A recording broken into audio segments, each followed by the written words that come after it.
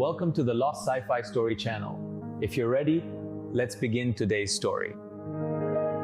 The Perseverance had 3 warning lights on when Marcus Vale docked at Cassara Station, and the only reason it wasn't 4 was that the 4th warning light had burned out 2 months ago, and he hadn't replaced it, which he had decided to interpret as the universe's way of telling him that some problems, left unacknowledged long enough, simply ceased to announce themselves. The station received the ship the way Cassara received everything, with the mechanical indifference of a place that had processed too much of the universe's unwanted traffic to have opinions about any particular piece of it. The docking arm locked with a clang that traveled through the hull and into Marcus's back teeth, and the Port Authority's automated system issued him a berth confirmation and a bill simultaneously, in what he had come to recognize as Cassara's version of a greeting. He sat in the pilot's seat for a moment after the engine cycled down, looking at the berth fee on his screen with the quiet, personal relationship a man develops with a number that is slightly higher than he can comfortably afford. Then he looked at the diagnostic readout for the water reclamation unit, which had been producing a sound for 11 days that his onboard system categorized as a resonant failure cascade event in progress, and that Marcus categorized as the specific noise his finances made when they were about to get worse. He closed both screens. He put on his jacket. He went to find a valve assembly.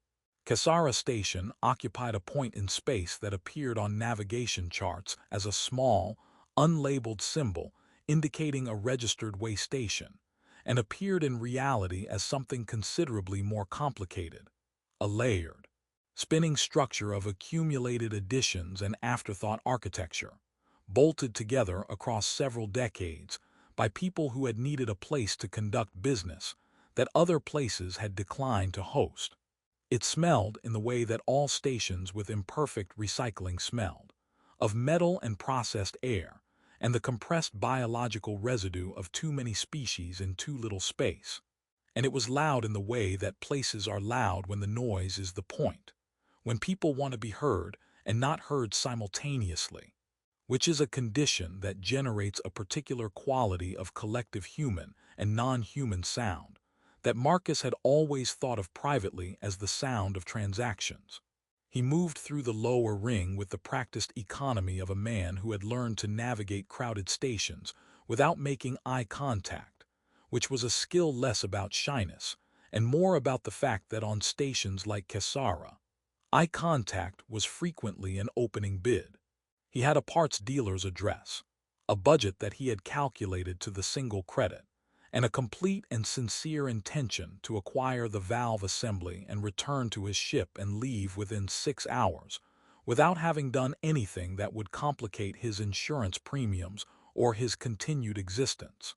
The parts dealer's address turned out to be in the commercial district on the far side of a corridor that the station's informal geography had named the Throat, which Marcus thought was a deeply accurate name for a place that felt as though it was in the process of swallowing you. It was wide and loud, and lined on both sides with stalls and vendors, and the kind of commerce that moved quickly and without paperwork. And Marcus had navigated perhaps 2/3 of it when the crowd ahead thickened and slowed, and the particular energy of a gathering replaced the particular energy of transit. He heard the auctioneer before he saw the block, an amplified voice delivering numbers with the brisk, affectless rhythm of someone calling out the progress of a stock auction, or a cargo manifest, or any other transaction in which the items being discussed were not expected to have opinions about the proceedings. Marcus's feet slowed without consulting him. He told them silently that this was not their concern. They slowed further. He had inherited the Perseverance from an uncle who had also left him, in the same will and with no additional explanation, a framed print that read the definition of courage is knowing it's a bad idea and doing it anyway, which Marcus had always thought was a deeply irresponsible thing to hang somewhere a person could see it every day.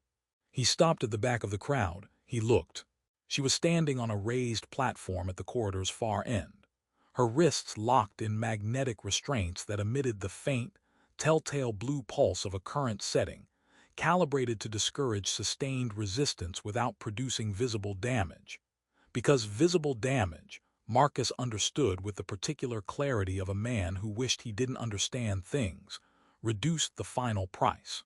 She was tall, and her skin was a cool blue-white that the corridor's yellow commercial lighting turned faintly silver, and along her cheekbones and jaw ran branching bioluminescent markings that pulsed with a slow, involuntary rhythm.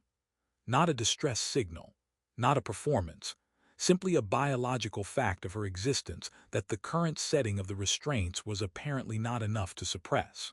Her eyes, when they moved across the crowd, were deep amber with pupils that sat horizontal as a horizon line, and her silver-white hair moved in the recycled station air with a quality inconsistent with the recycled station air, as though it retained the memory of somewhere with weather.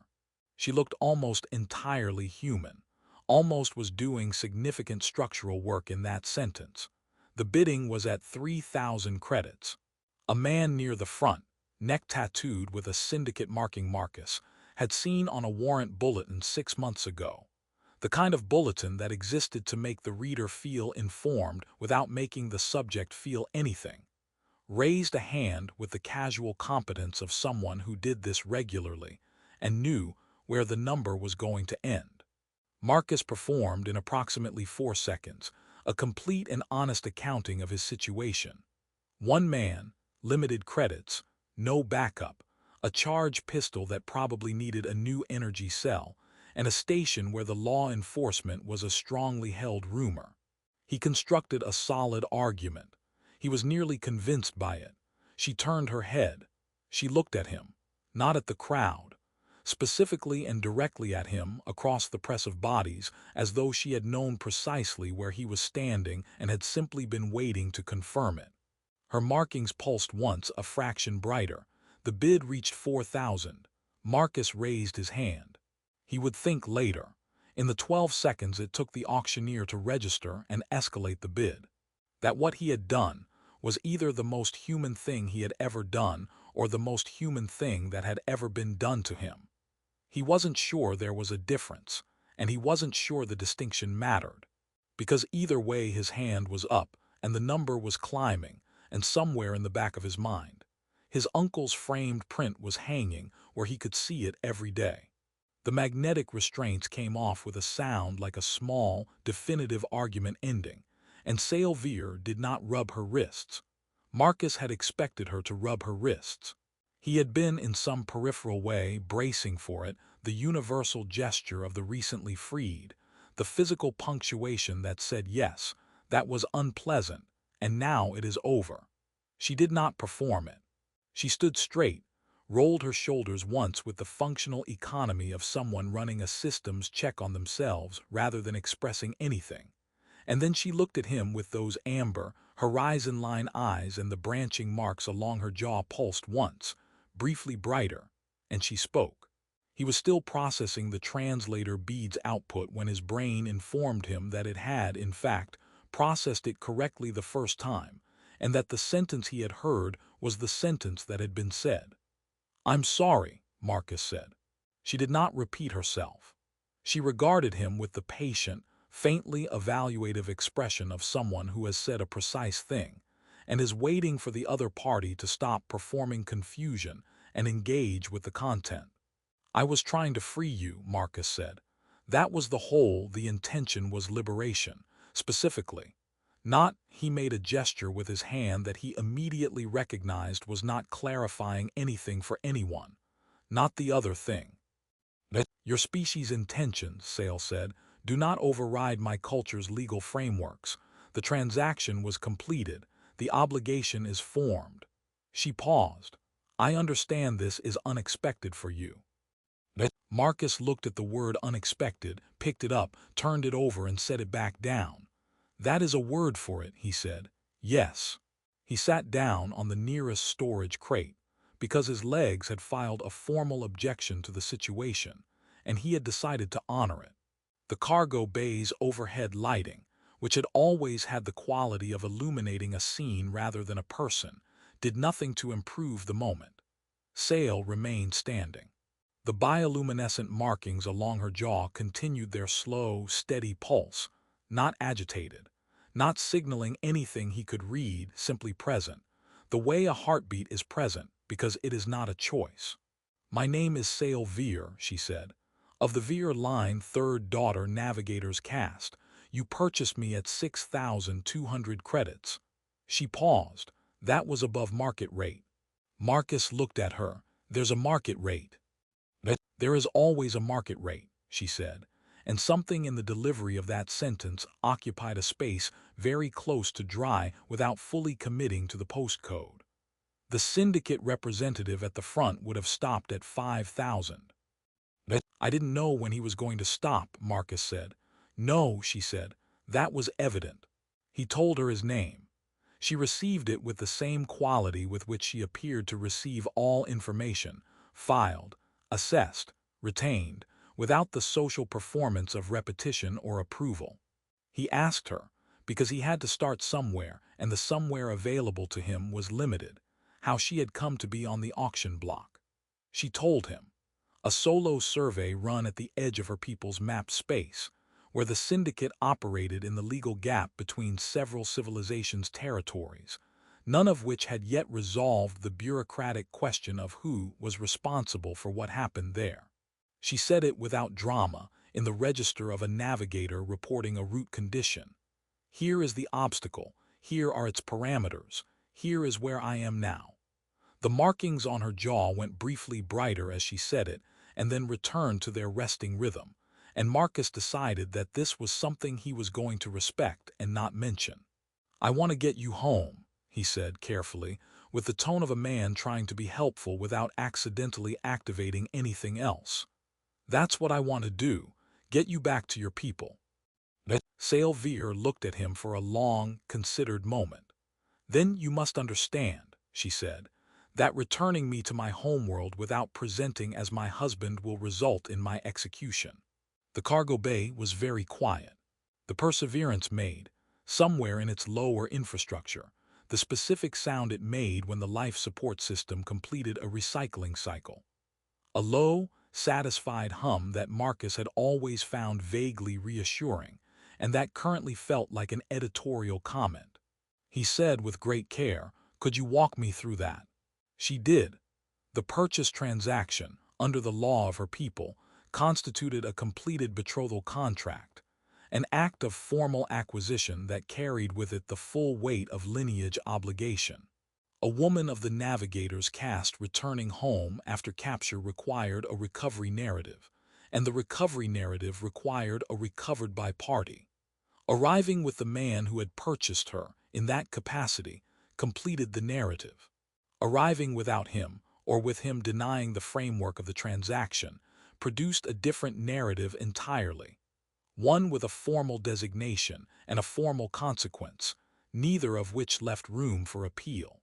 "It would be simpler," Sale said, with the flat, precise delivery of someone who genuinely did not understand why this was complicated, "if you accepted being my husband." Marcus was quiet for a moment.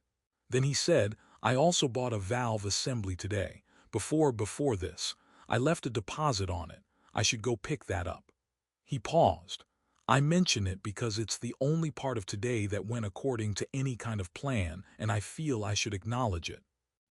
Something moved in Sale's expression.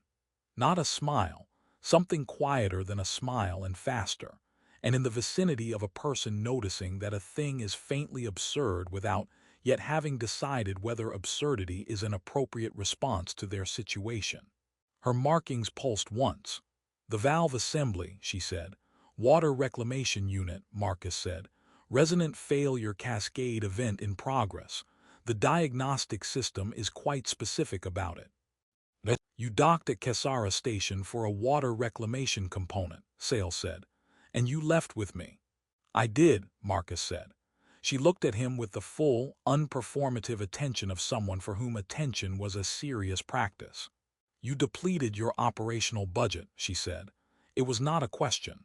She had already done the arithmetic, and he could tell by the way she said it that the arithmetic had produced a number she found significant. "I had a lender," he said. "On the station. quick transaction. The interest rate was the word that comes to mind is enthusiastic. You borrowed money, she said, at an unfavorable rate to overbid on a stranger. When you say it like that, Marcus said, it sounds like a pattern of behavior. He looked at the ceiling. It isn't a pattern, I want to be clear about that. It was a specific, singular, unrepeatable. He stopped. He thought about his uncle's framed print, currently hanging in the corridor outside the cockpit where he walked past it every single day. He thought about the word courage and the words bad idea and the word anyway, and their arrangement relative to each other. I should get the valve assembly, he said again, more quietly. Salvier sat down then, not on a crate, but on the cargo bay floor, cross-legged, with the unhurried deliberateness of a person deciding to be present in a place rather than just occupying it. She looked at him from the floor with those amber eyes and the slow pulse of her markings, and she said, "You are a strange man, Marcus Vale." "That's fair," he said. "I did not say it as a criticism," she said. Marcus looked at her for a moment. Then he got up, retrieved his jacket from where he'd dropped it when he'd come aboard, and said he was going to get the valve assembly and be back in 40 minutes, and that there were protein bricks in the galley locker if she needed something, and that the second bunk in the crew cabin had clean sheets, or at least sheets that were clean by the standards available to him, which he would allow her to evaluate for herself. She said nothing. He walked toward the cargo bay door. Behind him, in the specific silence of a small ship trying to hold itself together in a docking bay on a station with no functional law, the bioluminescent markings of the woman he had accidentally married pulsed in their steady, patient rhythm, like something that had decided to wait. He picked up the valve assembly. It cost exactly what he had set aside for it, which was the last thing that day that would. The Perseverance left Cassara Station on a Tuesday, which was not a meaningful designation in deep space, where days were a social construct maintained by ship clocks for the psychological benefit of crews who needed to believe that time had shape. But Marcus had always kept his ship clock on standard Tuesday, because his uncle had told him once that a man should always know what day it is, even if the day doesn't know him back. He had never been entirely sure what that meant. He had kept the clock setting anyway. Sales spent the first 6 hours of transit in the co-pilot's seat without being invited, which Marcus decided not to address because she was not touching anything, and because the alternative was having a conversation about it, and he had reached his daily limit on conversations that began somewhere reasonable and arrived somewhere he hadn't packed for. She watched the navigation display with the focused, proprietary attention of someone reviewing work that has been done adequately but not optimally. And Marcus, who had been navigating this transit corridor for 4 years, found this either mildly offensive or entirely accurate and could not determine which. "Your relay calculation for the second jump point is conservative," she said on the 6th hour. "Conservative means safe," Marcus said. "Conservative means slow," she said. "In navigation, those are not synonyms." "On my ship," Marcus said, "conservative means the ship continues to exist at the end of the calculation, which I have found to be a useful property." She looked at him. The markings on her jaw pulsed in the particular rhythm he was beginning to associate with a person, deciding not to say the next thing they were thinking.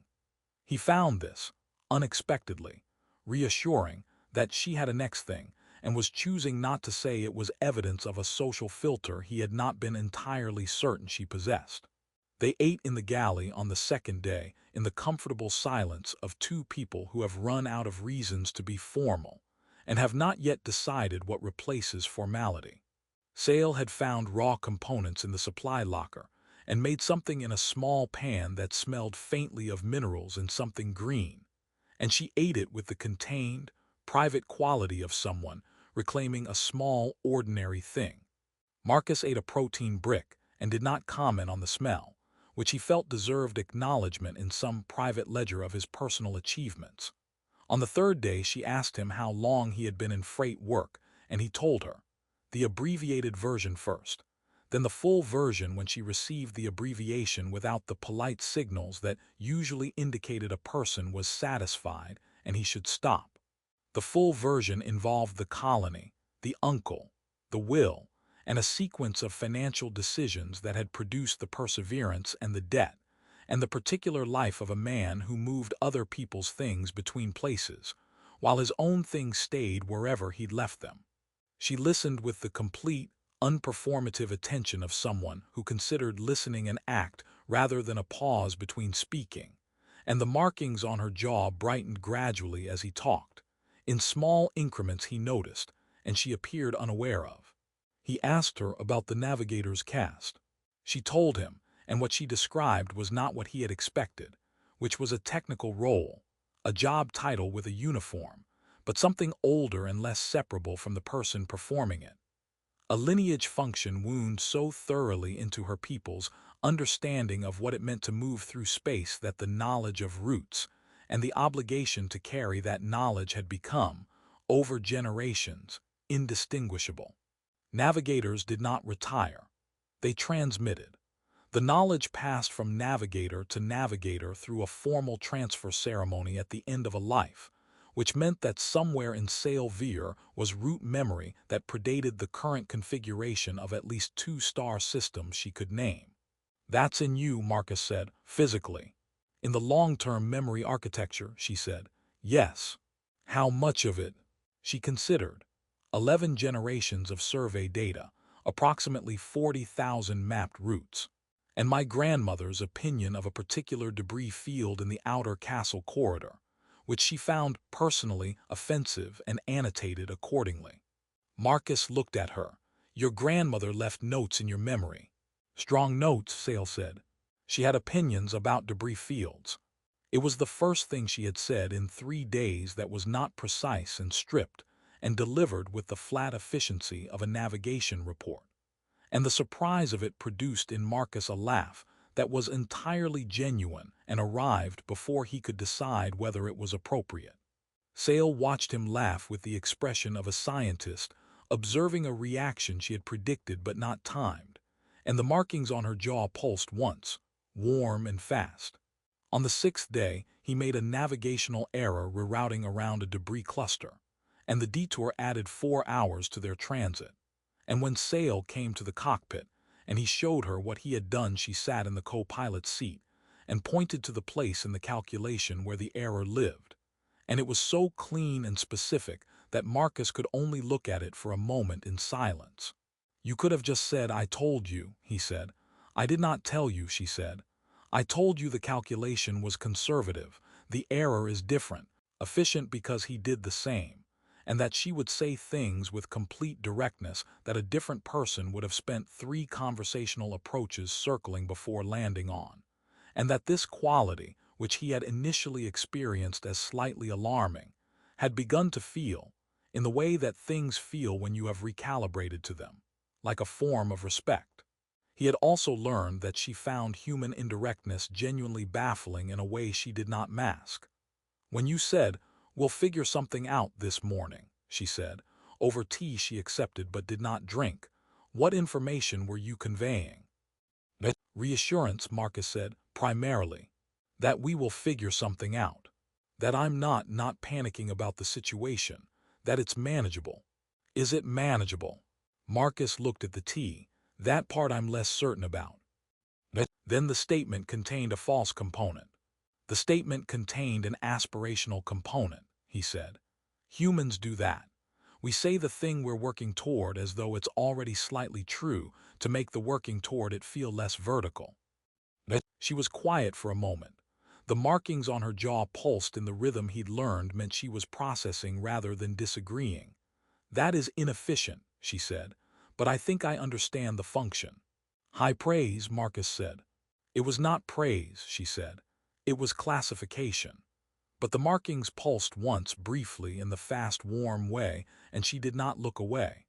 On the 11th night she told him, without preamble, that she understood the obligation was not what he had intended, that she did not require him to feel bound by an accidental transaction. She said it with the same evenness with which she said everything, and the markings on her jaw were very faint, and Marcus understood that the evenness was not indifference but the opposite of indifference. The kind of control a person exercises over a thing that matters considerably, because if they don't, it will show. He was quiet for a long moment. He looked at the tea. He said, "What happens to you if I don't come as your husband?" She told him what it meant to arrive home, without a recovery narrative. She told him what the formal designation was for a navigator who survived alone. She told him what the formal designation produced, under lineage law, in terms of consequence. Marcus nodded in the slow way of a man receiving information he had suspected and hoped to be wrong about. He did not say, "We'll figure something out." He said nothing, and she did not fill the silence, and the Perseverance moved through the dark at a speed that was not conservative and was not reckless and was, his borrowed navigator had assured him, exactly correct for the distance they had left to cover. He refilled his tea. He left hers within reach, though she wasn't drinking it. She looked at it. She didn't move it away. The Veer homeworld came onto the Perseverance's forward screen on the 12th morning, and Marcus sat with it for a long time before touching the approach controls. It was blue-green from this distance, in the way that inhabited worlds so often were, as though life, given sufficient time and water, always arrived at the same favorite color. He had seen perhaps 30 inhabited worlds from orbit in his career, and they had all produced in him some version of the same feeling. The specific, quiet weight of looking at a place where things had been happening for a very long time without him, and would continue to happen after he was gone. This one produced that feeling and something additional that he did not immediately have a word for, and then he did, and the word was stakes, and he left it there and began the approach calculation. Sail came to the cockpit without being called, which was how she came everywhere, and sat in the co-pilot's seat, and looked at the planet with an expression Marcus could not read and did not try to.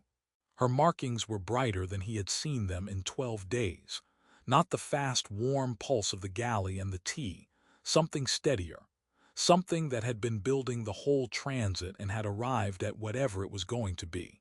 He let her have it. He ran the approach calculation, which was correct the first time, and he did not announce that it was correct the first time. After a while she said, "I want to tell you something before we go down." "All right," he said. "I was afraid on the auction block," she said.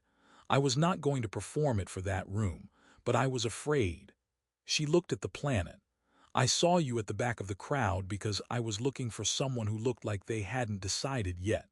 Most people in that corridor had already decided.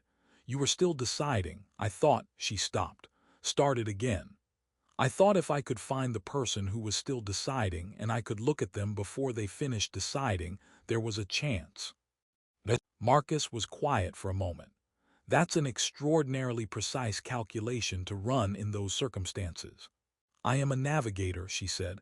"I calculate routes under pressure. That is what I was doing." She paused. "You were also wearing a jacket that didn't fit correctly." "I've had that jacket for 9 years." "I know," she said. "It looked like something a person keeps because it belonged somewhere they came from. I thought a person like that would understand obligation." She turned and looked at him. "I was not wrong." Marcus looked at the approach trajectory on his screen. He thought about 12 days in a small ship, with a woman who said the exact true thing with no material in the joints, and the way the cargo bay had felt the first night standing across from her, with the restraint release key in his hand, thinking, "This is not a situation I have any framework for." And the way the galley had felt on the 11th night sitting across from her, with everything she hadn't said filling the room as completely as anything she had. He thought about his uncle's framed print, and the word anyway, and the specific, clarifying quality of a bad idea that you do anyway and find on the other side of it, that the doing of it was the part that mattered. "I'm going to need a briefing," he said. "Before we land. Forks, protocol, what to call your father, whether there's anything your grandmother left in your memory that constitutes instructions for this specific situation." "My grandmother," Sale said, "did not anticipate this situation." Her notes don't cover accidental spousal acquisition by a freight operator of middling success. They do not, she said. She covered debris fields extensively. She was less thorough on the subject of humans. Then we're in uncharted territory, Marcus said. Yes, she said, and something in her voice on that word was not the flat precision of the navigator's report, but something that existed below the words. In the second quieter tone her voice carried, and it said the same word differently. We are. They descended through the atmosphere of the Veer homeworld in the early afternoon of its local time, and the Perseverance performed the re-entry with the patient, grinding determination of a ship that had been asked repeatedly to do things outside its design parameters and had developed a policy of grudging compliance. The landing site was a formal reception field several kilometers from the capital, which Sale had communicated ahead via a frequency her people maintained for navigator returns, and which had apparently produced a response of sufficient urgency that there were people waiting when they set down. A formal delegation, she told him, which under navigators' caste protocol meant senior family members, a lineage court representative, and at least one member of the Navigation Council. How many people total, Marcus said, watching the delegation through the cockpit window. 14, she said, and they all know the framework of the situation. The transmission I sent contained the necessary information, she said. Yes. Marcus sat for a moment. He looked at his jacket, which did not fit correctly and had not fit correctly for 9 years, and which he had kept because it had belonged somewhere he had come from, which was a colony that no longer existed in the form he had known it, and a ship he had been given by a man who had believed, apparently, in leaving people the things they needed before they knew they needed them. He thought that his uncle had been, all available evidence considered, a man who understood something about the long distance between a decision and what the decision was actually for. The valve assembly, he said. Sale looked at him. I need you to know, Marcus said, that the water reclamation unit is working correctly now. I installed it during the 3rd day of transit while you were running navigation. The resonant failure cascade event has been resolved. He paused. I mention it because it was the reason I docked at Kasara, and it seems right that it got resolved, and I didn't want to get out of this ship and into whatever comes next without having said that the original problem is fixed. He looked at her. Some things went according to plan. I think that's worth noting. Sale Veer looked at him for a long time with those amber eyes and the brightened markings and the second harmonic of her voice very present in the quality of her silence. And then she said, Marcus Vale, you came to a lawless station for a valve assembly and you left with a wife, a debt at an enthusiastic interest rate, and a navigation upgrade. She paused. Your uncle would have liked this story. Marcus laughed, genuinely, the way he had laughed in the galley when she had mentioned her grandmother's annotated opinions. The kind of laugh that arrives before you've weighed it and turns out to be exactly the right weight. He would have framed it, he said, and hung it where I'd see it every day. He stood up, he put on his jacket. He offered her his arm in the old-fashioned way, the way people did on colonies that were far enough from the center that they preserved older customs, and she looked at it for a moment, the gesture unfamiliar, its meaning legible, and then she took it, and her hand in the crook of his elbow was warm, and her markings pulsed in the steady, bright rhythm of something that had decided what it was.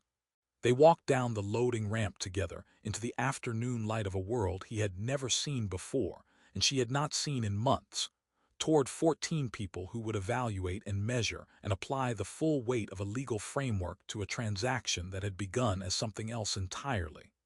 As one man standing at the back of a crowd who was still deciding, and one woman who needed someone who was.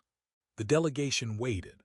The light of the Veer sun fell across the landing field and across the Perseverance, which sat on its landing struts with the settled, slightly dented dignity of a ship that had been somewhere and come back. The name on its hull weathered but legible, which Marcus Vale had always thought was the most honest thing about it, and now thought perhaps was the most true. He knew what day it was. The day didn't know him back yet. He had learned in the last 12 days that this was not always a problem, that some days and some distances and some decisions that began as one thing and became another